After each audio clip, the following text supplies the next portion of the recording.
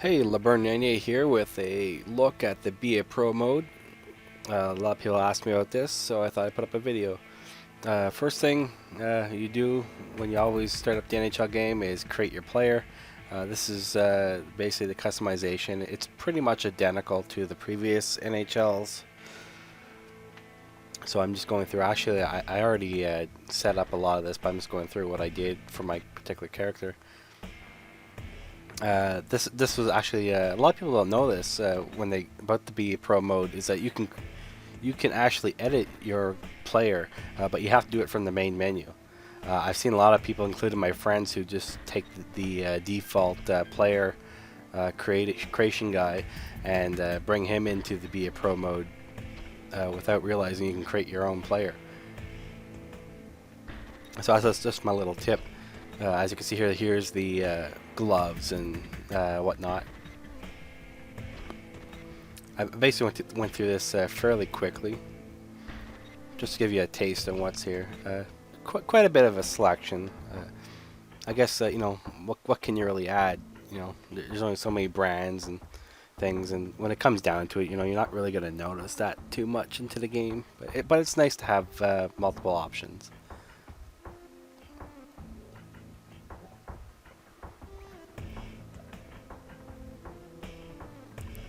And here are the skates. Just like last year's, you can pick the radius of your blade, and then from there you can pick the brand of your skate. I usually pick the Reebok skates, no particular reason. You know, just set the Reeboks. That's pretty much why I pick them. And then you go on to your sticks. Again, you pick the curve of your stick, and based on the curve, will reflect your shot. I prefer more of a higher up shot, so I pick the blade that works best for me. And then it's just a matter of picking the brand that you like. For the sticks, there's quite a few selections here.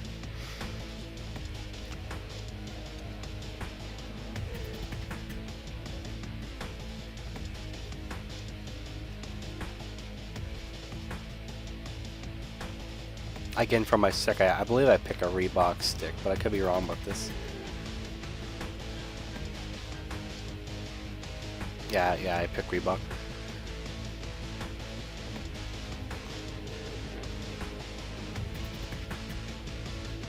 For the goalie mode, it's pretty much the same idea. You know, you obviously have like different brands of stuff, but it's the same concept.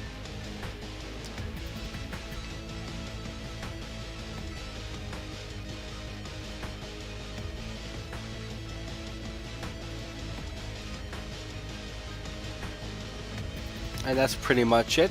So once you have your player created, you go into the NHL entry draft, be a pro mode, and from here you get to pick which team from the Canadian Hockey League that you want. Since I'm from Quebec, I decided to pick a Quebec Major Junior Hockey League team, and I picked the Gatineau Olympique. And obviously you can pick the position that you want and the player type that you want. So once you do that, you can pick your settings. I just left them at default.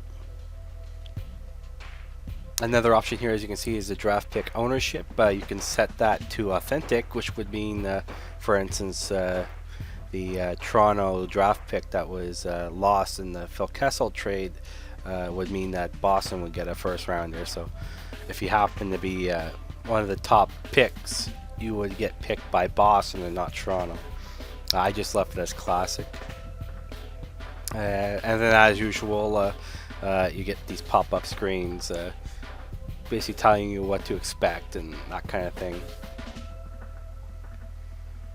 And here's your agent advice, basically telling you to improve your skills and up your rank and your draft position and stuff like that. And then your assistant coach, all this kind of stuff. This is standard stuff. It's been in this type of mode before.